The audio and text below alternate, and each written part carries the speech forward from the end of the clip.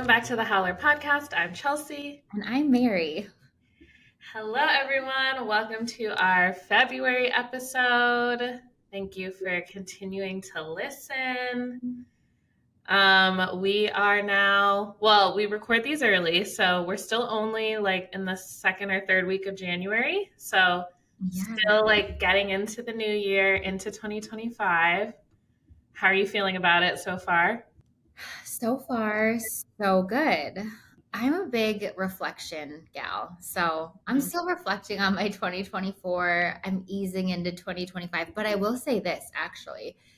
On a whim, I decided to do 75 hard. Have you heard of 75 hard? I very much have. I've done a version of 75 hard. Okay, well, for those that haven't heard of it, it's 75 days. If you miss any of these things, you have to restart at day one. And the seven, or I don't know if it's 7 things, but the things are 2 45-minute workouts a day. One of them has to be outside. Follow a diet, any kind of diet, whatever you want.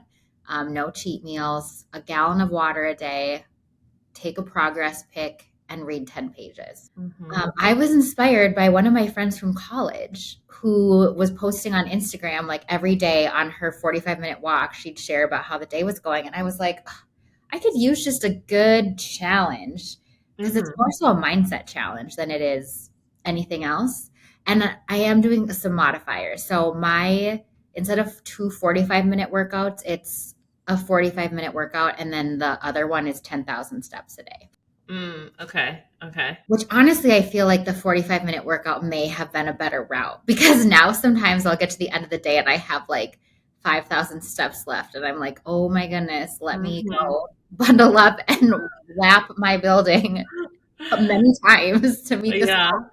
But it's so motivating to know, like, if I don't do this, I can't cross the day off and I have to restart. Start over. So honestly, it's been so great for me. I'm on day 8. I think it's been such a nice way to kind of force myself into some rhythms as I start the year. So we're still reflecting, but you, okay, switching to you, I saw because actually we had this really great conversation in the pack about resolutions because of our January Howler newsletter, where pack members around the globe shared their intentions. And then we opened it up in Slack and there was such a great conversation. Yeah. So many wholesome resolutions. So many people said, I just want to be intentional to be present in the moment and love my people well and not take time for granted. But Chelsea, you shared your resolution there and I don't remember it at the moment, but when I read it, I was like, I love this. So tell us what it is. Tell us the mindset that this year. Well, so I don't do resolutions per se. I pick a word of the year and then like a mantra of the year. So my word of the year is discipline. Ooh. I feel like it's not like a super original word, but I do. I feel like a lot of times we're always talking about like find the motivation, and like motivation ebbs and flows. You need discipline to be doing all of these things. So that's why I chose discipline for my word. And then just a mantra that I heard kind of towards the end of 2024 that I started implementing or like thinking about a lot that I'm going to carry into 2025 is how you spend your days is how you spend your life. Because I feel like a lot of times people are like, oh, they think life is like the vacations, the trips, the like big grand things that we do. But like, actually, it's just like every day getting up, going to work, seeing your community, your loved ones, making dinner. Like that's what life is. And so like, what can I be doing to like make the most out of my life every day?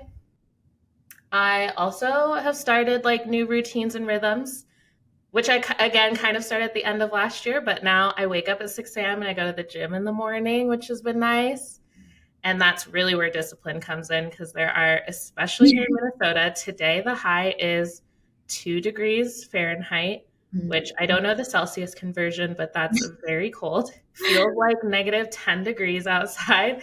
And like the last thing you want to do at 6 a.m. when it's like dark and cold is go work out. Yeah. But I'm just like, discipline, discipline, you can do it. All So I've around. been doing that and getting back into meditation, and just really reminding myself that like, yeah, just be present. Today is your life right now in this moment. It's not this like other thing in the future. Yeah. So enjoy the moment. Okay, I love that. And, classic me coming in with a quote I heard, but I just read this in an email newsletter yesterday. If anyone gets like the James Clear week Mm. email, but he had a quote in there that said, "The last beat of a melody is not its goal." I feel like that's a different way of saying Mm. it's not the destination, it's the journey. And like Yeah. saying it's like life isn't these like big one-time moments. It's like the mundane and everyday. I Mm-hmm. love that. I was like, yeah, the goal isn't like the end. It's like the beauty of that Mm-hmm. melody or the journey. Yeah. And on your discipline note, I have been thinking about this a lot too. But another James Clear nugget. I am a huge fan of his, Mm-hmm. at least his content that he puts out right now. Just putting that out there in case Yeah. change in the Who future. knows? Disclaimer. But he talks about you can't perfect or refine or optimize a habit that doesn't exist. So the first, like, we focus so much on like the perfect morning routine, the XYZ this, but like first things first, you just got to master showing up. So I love your discipline. Like it just reminded me of that when you were talking Mm-hmm. of like, I just need to be there. And the more I Mm-hmm. do it, we can refine and optimize and Yeah. refine these days that you're Yes. That living. is your life. That is your life. Wow. Yeah. So Well, that's mine. yeah. And if you're a Howler fan, shoot us a note on LinkedIn. We love those. Mm-hmm. Or Yeah. we've never ever had someone comment on the podcast on Spotify or YouTube. So you could be our first commenter. Mm-hmm. Yeah. Join this pack community. Let us know how you're thinking about the year ahead.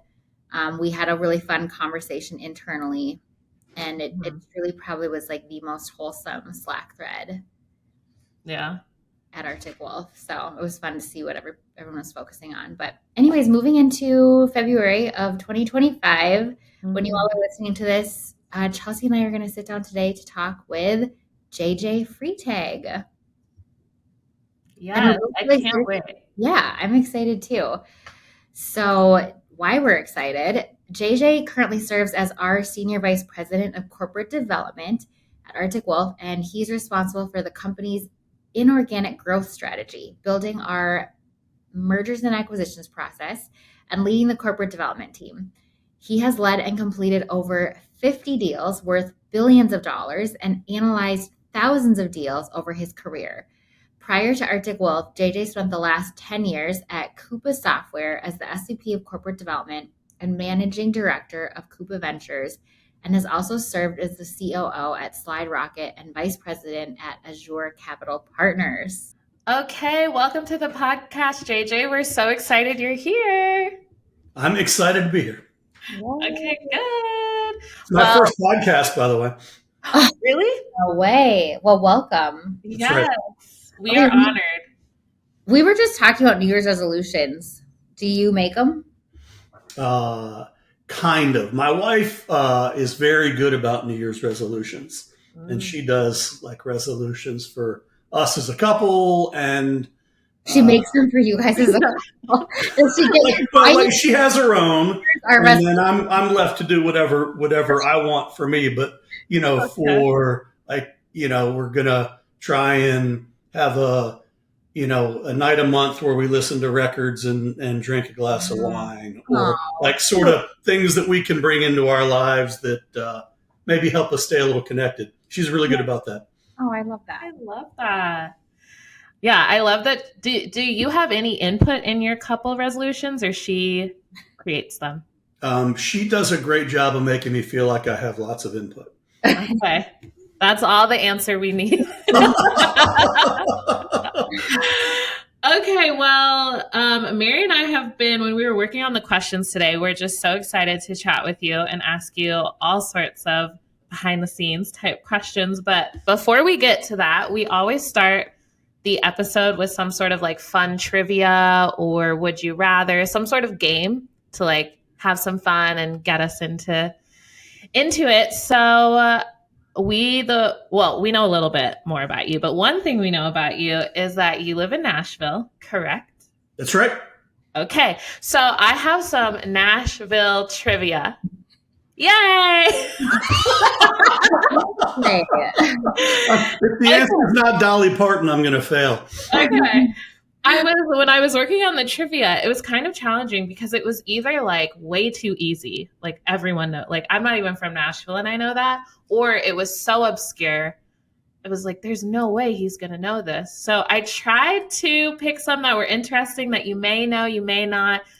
Who cares? It's all for fun anyway. So we'll get into it. Okay. Let's roll. Question number 1. The first FM broadcasting license went to Nashville's WSM radio station in what year? Was it A, 1943, B, 1937, C, 1952, or D, 1941? I think it was in the 30s, so I'm going to go with 37. So close. It was 1941, which is almost 30s. Almost 30s. But that was interesting. I didn't know the very first FM station was in Nashville. Yeah. Fun to know. Okay, this one is not multiple choice, so we either know it or we don't. Okay, Vanderbilt University student Morris Frank traveled overseas to investigate the use of blank, and he brought the first of it back to the U.S. in 1928. What was that thing that he brought back and was the first of its kind? Wow. I'm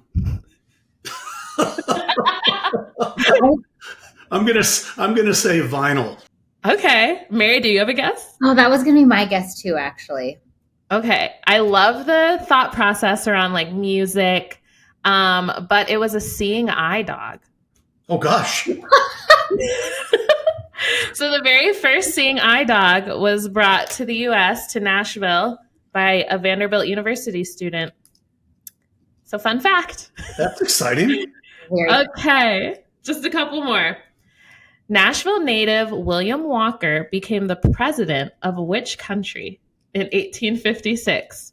Was it A, Costa Rica, B, Nicaragua, C, Chile, or D, Cameroon? I'm going to say Costa Rica only because I think at one point we had a direct flight to Costa Rica. So let's try that one. The Nashville to Costa Rica direct flight. Yep. Love it. It was actually Nicaragua. Oh, wow. And no other American has become president of another country since. Fun fact. I hope that's not a reflection on how he did. Yeah, I didn't look up any more information. And as I say every week, I get all of this stuff from the internet and I don't fact check. So I could be wrong. Okay, everyone. Don't hold me to it. Okay. Last question, which maybe I'm hoping you'll know this one, but no pressure. Nashville is home to the largest songwriters festival in the world. What is it called? Either the CMA Fest or Tin Pan South. I'm going to go with Tin Pan South. Ding, ding, ding. Tin Pan South. It happens every spring and it draws more than 350 songwriters. It's a big deal. So they put, you can see all sorts of cool people in little bars all over town. Wow. And there's a couple of weeks like that in Nashville. But gosh, 20 years ago, I saw Kenny Loggins in a bar with like 200 people during Tin Pan South. He was in town for the songwriters thing, decided he wanted to play a gig, and he played. I mean, y'all are probably too young to realize that at one point Kenny Loggins was a big deal, but all sorts of fun stuff. It was great. Wow. Okay, love. Did you have like an interest in love music before you moved to Nashville? I did. I got into music as a high school kid. One of my swimming buddies was really into REM and the Beatles, and he was a couple years older than me. So he would drive, and I couldn't drive yet, and we'd listen to a lot of REM as a ninth and 10th grader, and sort of got me into music and exploring it. And I'm a big fan. So I live in a great town for that. Yeah. Totally. So fun. I love Nashville. I've only been once, but I want to go back. It's a great town for couples to come visit. I think for girls trips, good sports, good guys stuff, great walking around downtown, and there's always something to do. Yeah. Totally. Did you know it is the bachelorette capital of the U.S.? Well, I think everybody who lives here knows that very well. I've been to three bachelorettes in Nashville, and I've been a couple of times too, because I used to live in Indianapolis, so it's just like a 4-hour drive, so we would just drive down to Nashville for the weekend. But there was one time we were like in the outskirts of the city. We stopped to like go to a gas station or something, and only 2 of us went into the gas station, and the clerk was like, "You all here for a bachelorette?" We're like, "How did you know?" If there's more than one woman by herself, then that's right. Were you wearing matching cowboy hats? Maybe that's usually that would tip time.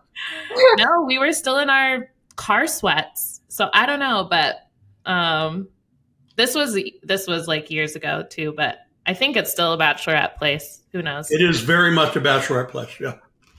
Fun. Okay, well, thank you for indulging us in some Nashville trivia. I feel like we all learned some fun facts today. I certainly did. I only got one right. I don't think anybody will believe I live here. But honestly, I would be curious how many Nashvillians, I don't know what you all call yourselves, would know the first 3 anyway, you know? I haven't heard it, so probably not many of us. Now you can take those to like parties and be like, "Did you all know?" And that's exactly right. And I'm gonna bring up Nicaragua, our sister country. You should look up if there's a direct flight. Yeah.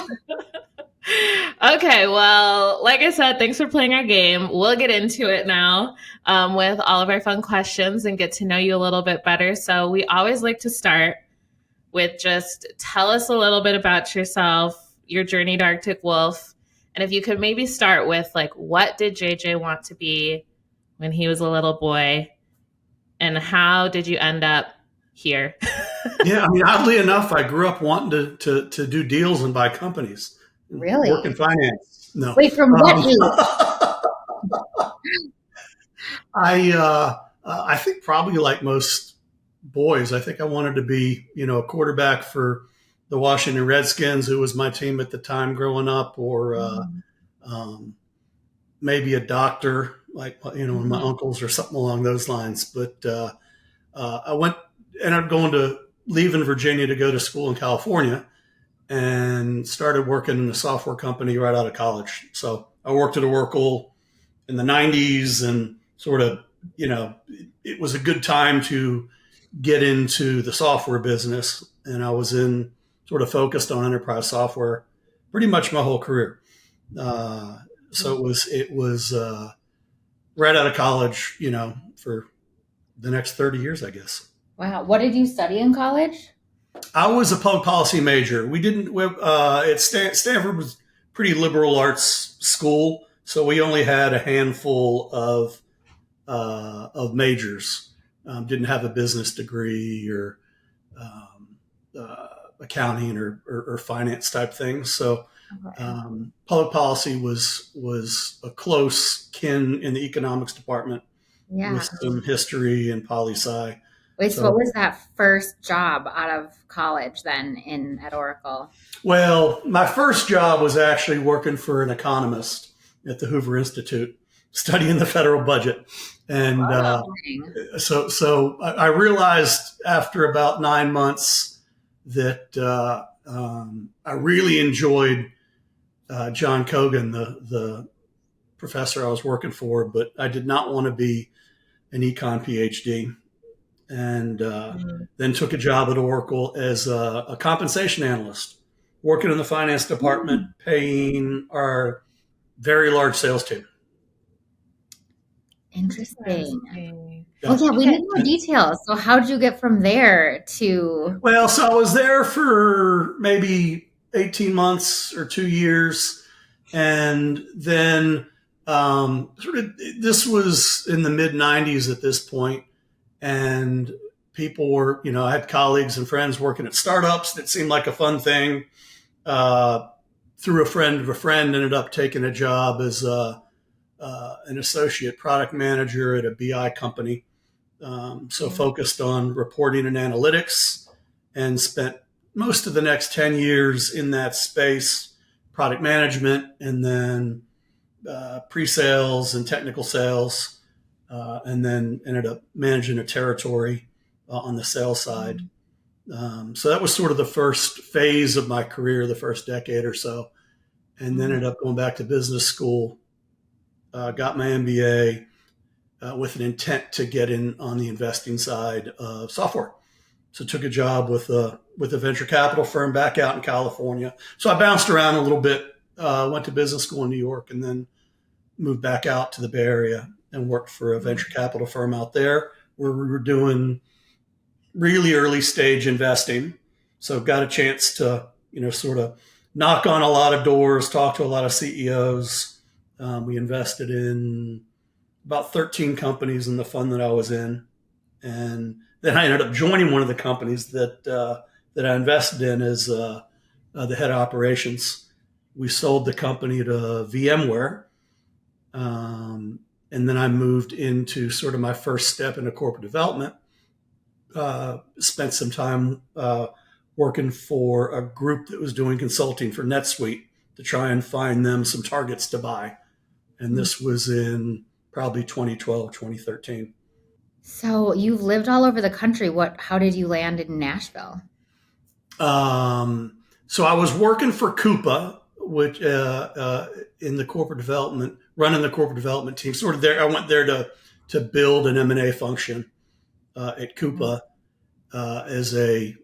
We were probably $50 million when I started, and my ex-wife, who I'd met in Nashville, was from here. We had 2 kids, and I was traveling. It's very external facing. So I was on the road a lot. We were very active in the deals we were looking at and working on. She wanted to be back in Nashville, and it wasn't terribly important that I be at headquarters anymore. So, fortunately, we were able to work it out where I was able to work out of Nashville. I just feel like there's so much I don't know about this world. Is part of your role being super external and like networking and knowing people and talking to people? Like all of that is even happening obviously before you have these like initial conversations, or? Yeah, if I'm doing my job really well and our team is firing on all cylinders, in theory, we should be knowing, all or most of the companies in the segments that we're interested in acquiring things for, a year or 2 before we're really talking to them. So, watching them grow, getting to understand what they're looking for, what the exit could be. So we're really trying to touch as many of these companies as we can on a very regular basis. We're probably talking to 250 or 300 a year. Wow. And when you're making these connections, is there like a kind of underlying understanding of like, oh, they're talking to us because they might be interested, or is it just like, hey, we just want to be connected? Well, I think it serves a couple purposes. One, we can be useful in coordinating CEOs, founders, and business folks inside smaller companies with connections inside our company. We can give them market feedback as to what's going on. We're seeing lots of deals. Give them some feedback sort of on, where companies may be trading and valuations and those sorts of things. So we, try and make it as quid pro quo as we can. But certainly when folks are talking to us, there could be a long-term intent that either a strategic partnership or, M&A event, or at least an M&A event in the category would be coming, at some point down the road. So when we read your bio, we mentioned that you've led and completed over 50 deals worth billions of dollars and analyzed thousands of deals over your career. What's something that people would find surprising about the mergers and acquisition process? I don't know if it would be surprising or not. It is. It's a very and it's a very personal business, particularly when you're talking to founder-owned companies. These companies are, for all intents and purposes, another child of theirs. Maybe their only child if they have. But if they have kids, they spend as much time with these companies as they do with their families. They're building these things. So the conversation about how these companies end up somewhere else, what they look like, what happens with the employees, it's very personal to these guys. There's also a financial component, which oftentimes is sort of, the how much money are you being paid conversation. So it becomes personal, intimate conversations pretty quickly. So you get to know the people on the other side very well, very quickly. And I don't know if that's a surprise or not. It was a surprise to me when I got into it. Well, I was just going to say, you said it was a surprise to you when you got into it. And I'm just so curious about like the first deal you were a part of. Like, if you remember, like how you felt, what that process was like, if there's like a highlight or a learning that like really stood out to you in that first time of like, oh, okay, this is what this business is like. Yeah. I mean, probably trying to think back to the first deal we did, or an early deal we did at the venture firm. So we weren't buying companies, but we were buying pieces of them, so we'd buy 20 or 30% of these companies. So the diligence process and the intent was very similar. And, they're looking for a long-term relationship with us. So that was truly something that stuck out to me was, these guys are looking to find out how we do business as people and investors. And, we're going to have a long-term relationship with them. So that was a surprise. The amount of dollars that move around at a high level based on sort of, decisions sitting around the table, whether you're data driven and looking at spreadsheets or, conversations with folks, it's people end up getting these deals done and people end up making these business decisions. And it's when you're one of the people making them, it hits home. If you're sitting looking at, well, Cisco acquired, 300 businesses over X amount of time, you don't probably think about the fact that there's a person, sitting in a room talking with other people and, she may be pitching, a founder. And I mean, it takes people to get these things done. Right. I don't know how AI changes that, but for now it is a very much very few people sitting across a table or a phone or Zoom and moving these deals that end up, driving billions of dollars of value. Now let's take a moment for our Well Wolf break and hear from one of our PAC members. Hi, I'm Forrest Barth. I am a Wolf Ambassador and Concierge Security Engineer out of the Pleasant Grove office in Utah. As part of the Wolf Ambassadors program, we pulled the office to try and get a feel for what people wanted to see and do with our budget and how we could try and maximize impact. And ultimately, we decided to go with meal prep and nutrition planning. So we had a registered dietitian and nutritionist, Heather Liebert, come in and give us an hour-long presentation on best practices and things that you can do to try and help implement this in life. And it was a huge success, had tons of people join from not only the Utah office, but across the company. So it was great to see the massive response for that and just the sheer number of attendees in that meeting. And kind of the big key takeaways that she offered up. Don't get caught up in the extremes. A lot of people will go for these fad diets that are very prescribed, very stringent in how they dictate the things that you can or shouldn't eat. And a lot of it was just trying to find the neutral kind of middle ground in that. That's the whole idea behind Goldilocks, not too hot, not too cold, just right.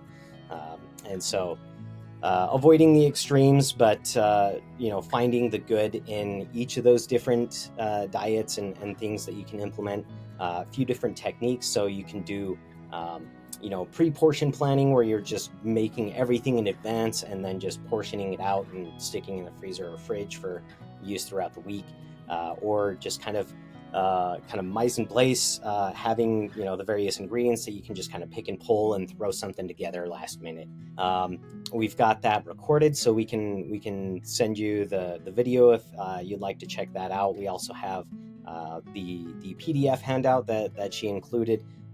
So if there's anything that you want to dive into and get a better feel for, hit me up on Slack. I'll get you that information.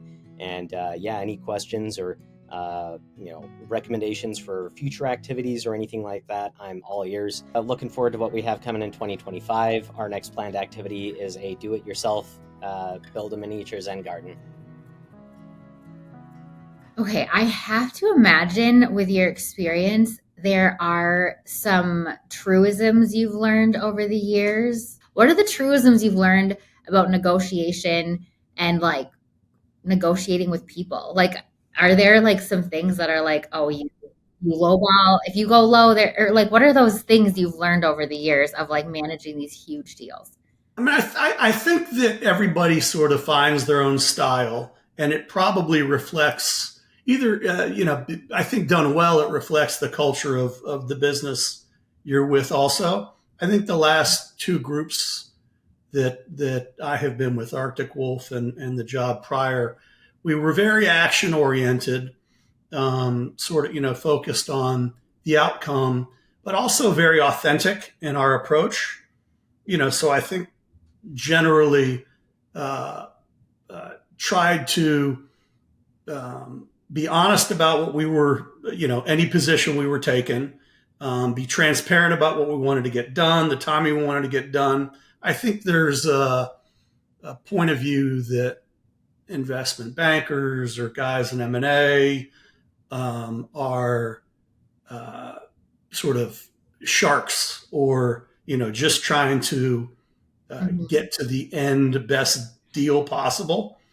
And I don't, in my experience, that's not the case at all, because you're, when you're buying these companies or investing in companies, you're working with these folks for years, so you're trying to set up a great working relationship going forward.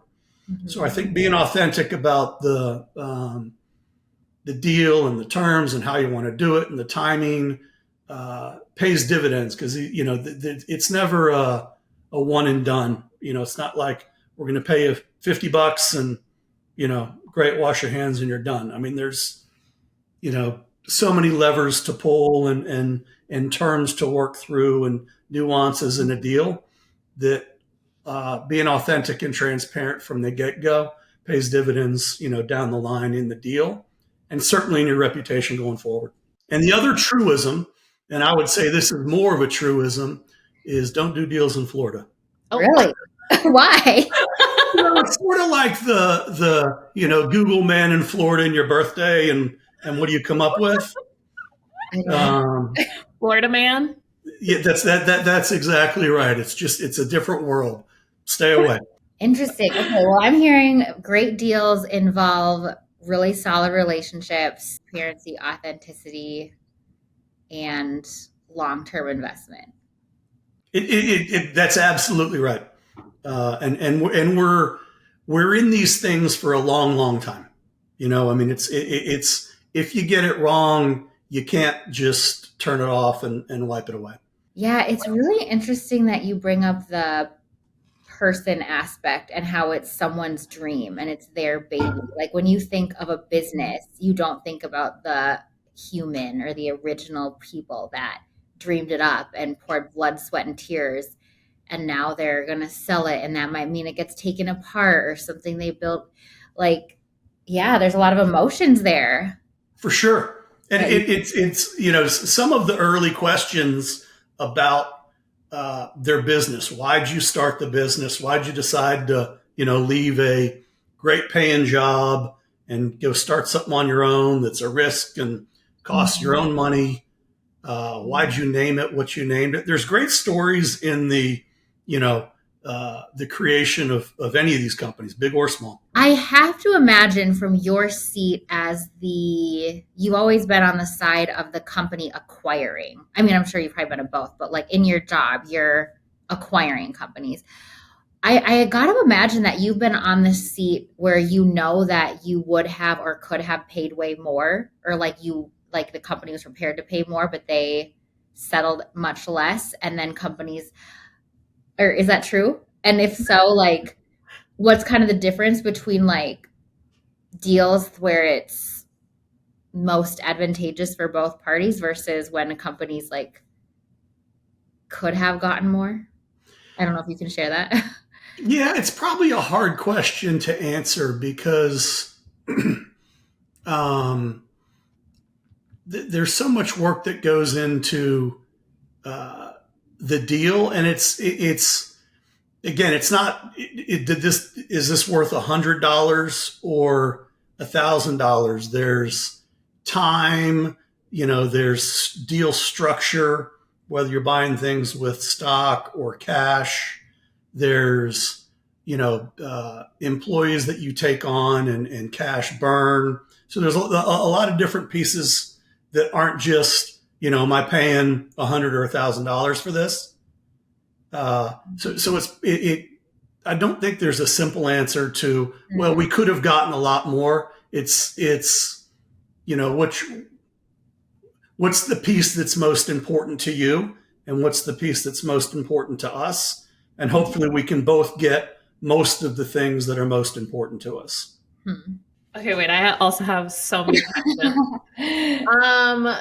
Have you ever finalized a deal or been a part of a deal, and obviously no naming names or anything, that like you closed it and it just like for you didn't necessarily feel right?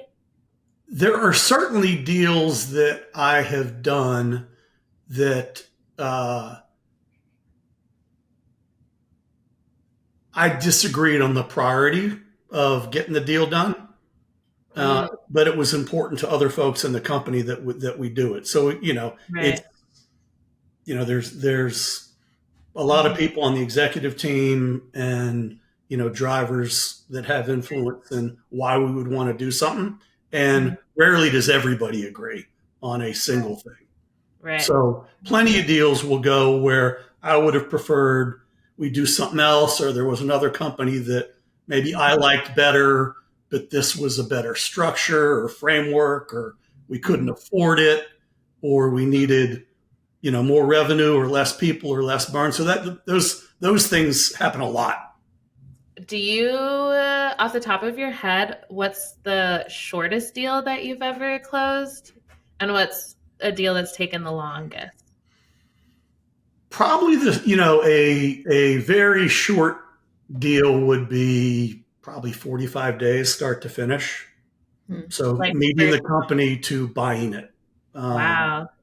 That's generally going to be on the smaller side, or a space that we know really well. Silence was very fast, but it was a space that we as a company know really well. We'd spent a lot of time and talked to more than a dozen companies in this space, and you know, thought about it for years. So we were able to move quickly because we talked to them before. We knew the technology. We knew that we wanted it. We were very positive on what it was doing. On the long side, probably 2 years. Okay. and it's not 2 years of continuous work. It's, start, stop. Now's not the right time for us or, for the other side. I mean, it's probably like dating in some ways. Like both parties have to be ready. It's got to be the right time for everybody. Both sides have to be in a place where that commitment is available. Yeah, that makes a lot of sense. So sometimes it can take longer than either I would want or the founder or the investors on the other side would want. For sure. You mentioned Cylance, and so before we get to some Cylance discussion, one more random question. Mary and I are on the people experience team, so we're all things culture, employee experience. How much chat is there in your discussions with companies that you're going to acquire? Like, how curious are they about culture and employee experience, and how big of a role does that maybe play in companies choosing to join together, I guess? A lot. I mean, it is a critical part of us selling, particularly a founder. A PE-owned company, not always as concerned sometimes, but the founder-owned companies, 100% of the time, are very concerned about where their people land, what it's like. Does it match the doesn't have to match, but is it a good fit for their employees? We talked about their babies. So that culture and the things that y'all do on the experience side, the onboarding, getting them acquainted with us, that is critical to success and a huge part of our pitch. Well, that's a perfect segue, because by the time this podcast will have come out, we will have literally just onboarded our brand new Cylance employees, which is so exciting. I'm so excited. Yeah, so obviously, whatever you can share publicly, just take us behind the scenes a little bit. You said Cylance moved pretty quickly. Is there any fun facts you want to share about that process? And then also, what initially made you also excited about Cylance as an opportunity? Well, I mean, I think that one of the reasons it was able to move fast is I think it was you were able to have a real win for both sides. It was important to BlackBerry that they find a good home for the employees that had been there for 6 or 7 years. You guys will see this when you do some of the onboarding, but the BlackBerry employees are very loyal to BlackBerry, and BlackBerry's been very loyal to their employees. They've treated them well. It was really important that they find a good home for the employees, and they're good folks, in our discussion. So that helped move things quickly. The cultural fit was an easy box to check, and something I think that was a real advantage for us going into this deal, and a reason why BlackBerry was pretty happy to engage with us. We were able to get in to talk to them just before they had announced that they were looking to divest. So the timing was good on our part. As you'd heard Nick say in the town halls, this endpoint space is a place we've been very interested in. We had a couple people involved on the diligence side that had worked at Cylance prior to the purchase from BlackBerry. So we had guys internally that knew the company, the technology. We were able to vet it pretty quickly because of that. So a lot of things lined up to make that move pretty quickly from intro or re-intro, I guess, to signing the deal. Well, like I said, when this is live, we'll have around 400 new PAC members with us. I know. How about that? Yeah, thank you welcome for to all your hard work and yeah, bringing that to life. So exciting. Yeah, it was fun for me to be able to come on board and sort of have access to a project that was really important for us, that we've been, a category we've been looking at for a long time, and have the good fortune that timing wise this came up when it did. I mean, like on the moving fast piece, from my perspective, I went on a little vacation to Brazil at the end of November. And I remember my manager had told me, I think at the time, like the expected announce date was like late January and then close sometime early spring. I don't remember, but it was like in the future. And I thought to myself, like, okay, no worries. When I get back, I'll still have like a lot of time. And then I got back and she was like, yeah, by the way, this is moving really quickly. We plan to announce next week or whatever. It was like right away. I was like, oh my goodness. Well, it is, you asked about truisms earlier. Another truism for M&A is certainly that time is the enemy of deals. So where you have focus and an opportunity to, for everybody on both sides to move quickly, you've got to take advantage of it, because that doesn't last, forever, and it can bring down, tons of things that are working at the company if you get too mired in a deal that's not going forward. Okay, well, switching gears here a little bit. We always like to chat about leadership and our culture. What's like the best leadership advice you've ever heard, and how have you grown as a leader throughout your career? I had a great meeting right out of college with an investor named Charles Schwab, who ran, still has the name, a giant investment firm. Wait, you met the Charles Schwab? I did. Wait. I know when you were like, you may have heard the name. I'm like, yes, haven't we all? Well, they used to advertise a lot more,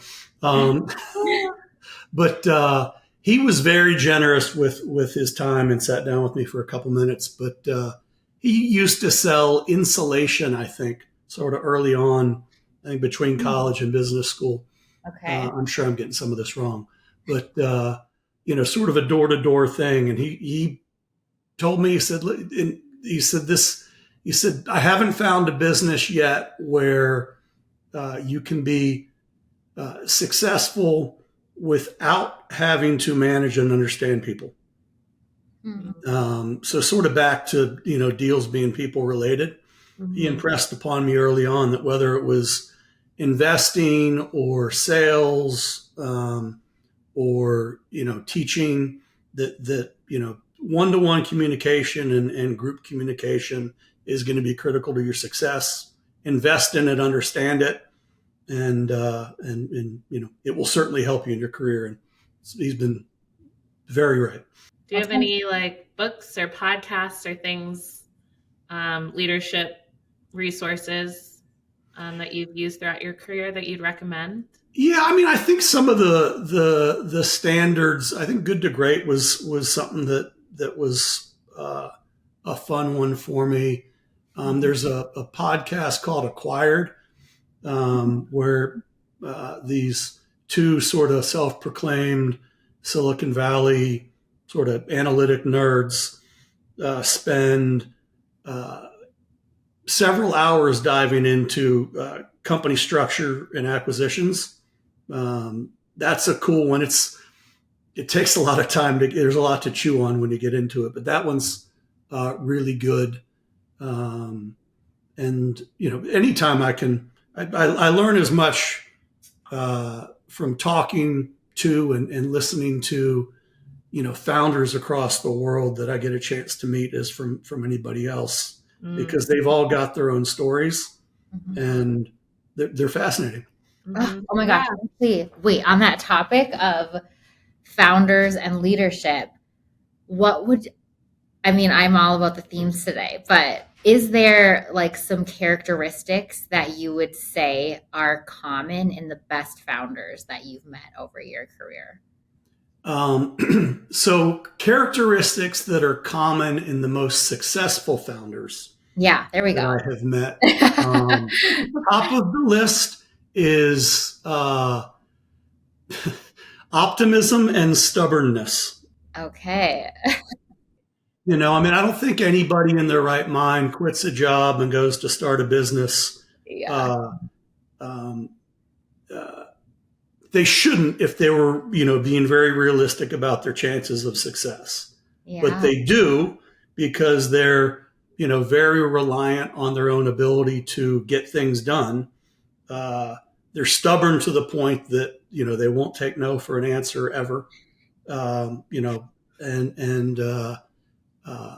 They believe, that optimism, it's a real thing. That is, yeah, it's fascinating because it's true. I mean, it is hard. So you've got to have someone that believes you can weather the storm and overcome any challenges. Kind of interesting. I'm listening to Steve Jobs' autobiography, or not autobiography, the biography on Steve Jobs right now. And I feel like optimism, and I'm not saying he's a great people leader, but the optimism and stubbornness, like, it's interesting right now. They're talking a lot about how, like, he wouldn't give up on his ideas even when everybody else didn't see the vision. Yeah, they are or tend to be a force of nature to start these things from the ground up and build it into something. Would you say that someone in your role would need those same two characteristics, or would you need kind of opposite characteristics to play along with them as you're doing the dance, so to speak? I think we need to be decisive.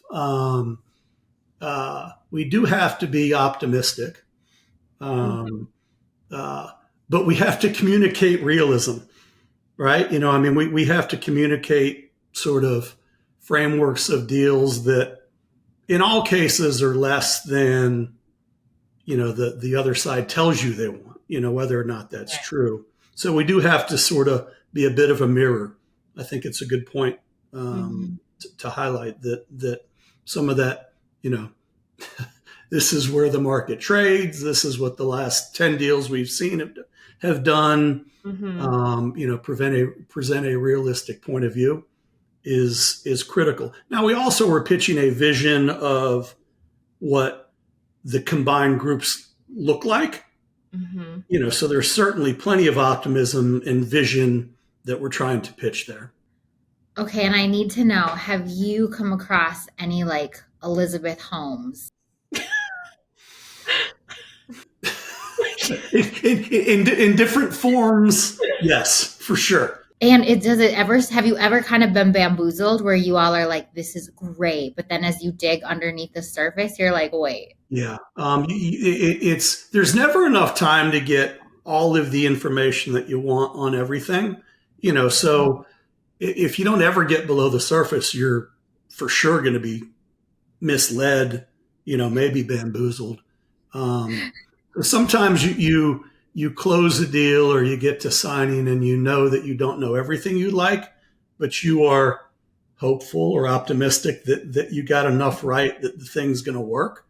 There are bad actors that I have come across and not done deals with often. That usually reveals itself sooner rather than at the end. I think it's hard to be a bad actor and have, a legal team on the other side, an accounting team, a whole team that's also subscribed to that. I feel like Mary and I could talk to you about this process for 3 more hours. Even during the leadership portion, we somehow got back to questions about M&A, but it's just so interesting. I love the questions.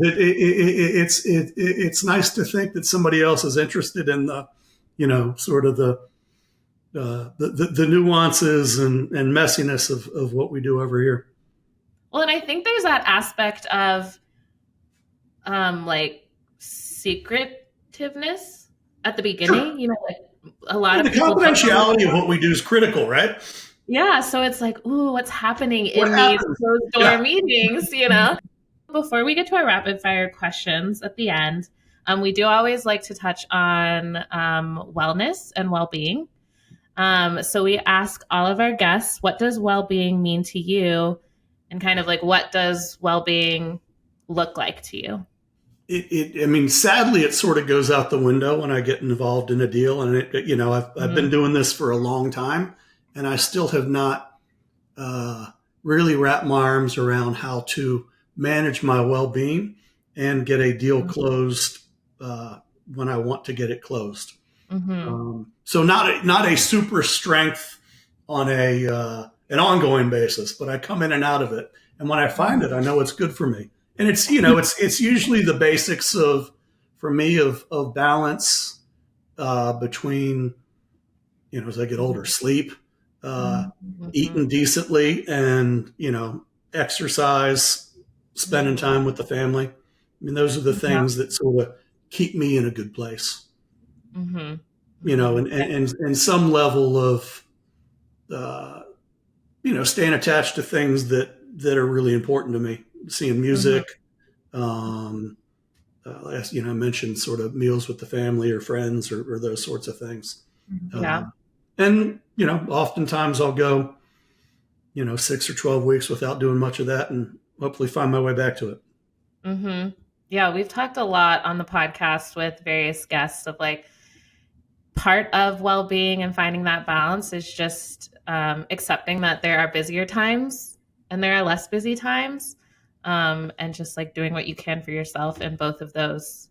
Yeah, I think that's a great point of view.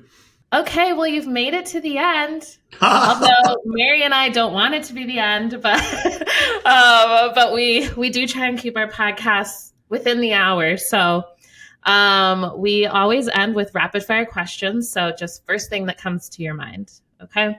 Okay. Best concert of your life. So I've seen a lot of concerts. Okay. Best concert this year would have been the Red Clay Strays at the Ryman Auditorium. Ooh. Or Jason Isbell out at the Kettle House Amphitheater in Montana. Probably the coolest show I think I've ever seen would be U2 at the Sphere in Vegas, because it was just I couldn't begin to have convinced myself what I was going to see and feel. And then it's a band that I saw, as a teenager. Are you like any type of genre? Do you have a favorite genre? I mean, probably the stuff that I listen to the most now is like Americana, singer-songwriter sort of things. Okay. Favorite word? What rating is this podcast? We can bleep it out. I'll go with gratitude. Oh, okay. Ooh, I don't think we've had someone say that one before. Love. Okay. A place on your bucket list. Athens, Greece. Well, Nashville has the only other replica of the Parthenon. Look at you. One of them. Parthenon, one of them. Which one is it? Yeah, it's the Greek one, obviously. Yeah. Okay. What's something that people often get wrong about you? I think at heart, I'm a pushover. Really? Nobody knows. Really? Nobody knows. Like, you mean family, friends? Yeah, I mean, I think asked the right way. I'll do anything. Interesting. I mean, even just talking to you, obviously, like we all have various different personalities and show up in different ways depending on the context. Like you seem like such a friendly, nice guy. I can't see you in a boardroom, like, being like, "Rrr." But well, I'm sure you have to. It is fun to get to play the role that you're supposed to play. Right. Yeah. To put on that suit for a day and be like, hey, this is, yeah. That's right.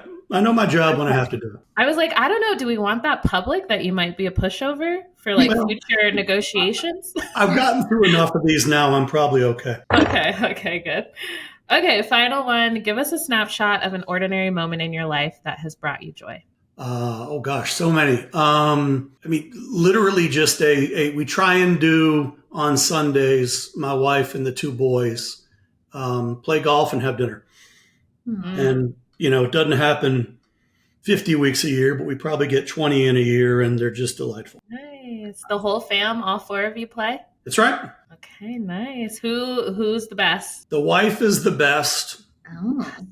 My oldest son is second best. I moved into third this year. Okay. 2 years ago, I was the best, but they've gotten better. And then me and my 14-year-old are duking it out, but he'll pass me soon. Okay, well, that was it. You survived. Thank you so much for being on the podcast. This was truly so fun. It was so fun and so nice to get a chance to chat with you guys and hear about y'all a little. Yeah, yes. Great to get to connect. I know you don't have a Slack profile picture, so it's nice to like put a face to the name and yeah, the person behind all these exciting things happening in our Here we are. Well, hopefully we get to do lots more fun stuff together. Thank y'all. Wow, that was such a great conversation. It was so fun getting to hear a little bit more like behind the scenes of the Cylance process. Yeah, especially now that they're officially part of the pack. Yes, that is true. Shout out Cylance. Yeah, such a fun, fascinating conversation. For sure. All right. Well, February is Black History Month, so we are celebrating here at Arctic Wolf.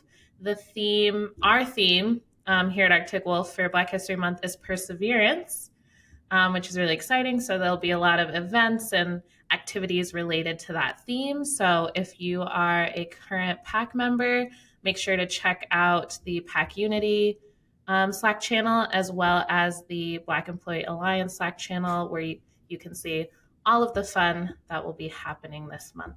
And if you want to be part of our vibrant and connected and one-of-a-kind community that we call the PAC, check out our open job postings at www.arcticwolf.com/careers. We'll talk to you in March. Bye, everyone. Bye, everybody.